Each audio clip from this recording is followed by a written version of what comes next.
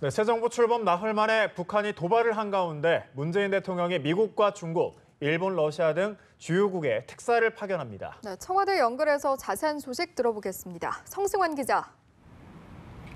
네, 문재인 대통령은 취임 직후 주요국 정상과 연쇄 전화 통화를 한 데 이어서 주변국 외교 채널 구축에도 본격적으로 나섰습니다. 미국과 중국, 일본, 러시아 등 4개국과 유럽연합 등의 특사 파견을 결정했습니다. 미국은 홍석현 전 중앙일보 회장, 중국은 이해찬 전 총리가, 일본은 문희상 전 국회 부의장, 러시아는 송영길 의원이, 유럽연합과 독일에 조윤재 서강대 교수를 파견하기로 했습니다. 특사단은 새 정부의 외교 정책과 북핵 대응 기조 등을 상대국에 설명하고 협조를 구하는 역할을 맡을 것으로 보입니다. 새 정부 출범 나흘 만에 북한이 미사일을 발사한 만큼 문 대통령은 국가안보실장 인선에도 속도를 낼 것으로 전망됩니다. 다만 청와대 직제 개편으로 권한이 대폭 강화된 만큼 청와대는 신중에 신중을 기하고 있다며 오늘 인선 발표는 없다고 밝혔습니다.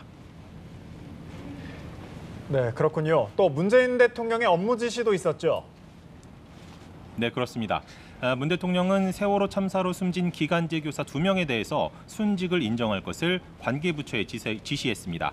윤영찬 국민소통수석은 문 대통령은 고인의 명예를 존중하고 유가족을 위로하는 것이 마땅하다며 순직을 인정해 스승에 대한 국가적 예우를 다할 것을 지시했다고 설명했습니다. 문 대통령은 공무 수행 중 숨진 공직자의 경우에 정규직, 비정규직 등 신분과 관계없이 순직 처리하는 방안을 검토할 것도 지시했습니다. 이와 함께 전 세계로 확산 중인 대규모 랜섬웨어 감염 피해를 차단하기 위해서 관계부처에 철저한 대응 조치도 당부했습니다. 네, 그런가 하면 오늘 문 대통령이 처음으로 청와대 관저에서 집무실로 출근을 했다고요? 네. 문 대통령은 지난주 토요일 서울 홍은동 자택을 나와서 청와대 관저로 입주한 이후 집무실로 첫 출근을 했습니다.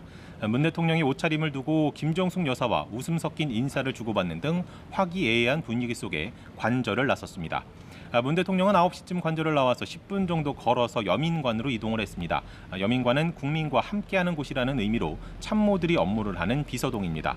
역대 대통령들이 주로 집무를 본 청와대 본관이 아니라 여민관에서 참모들과 함께하는 대통령의 열린 국정 의지로 풀이됩니다.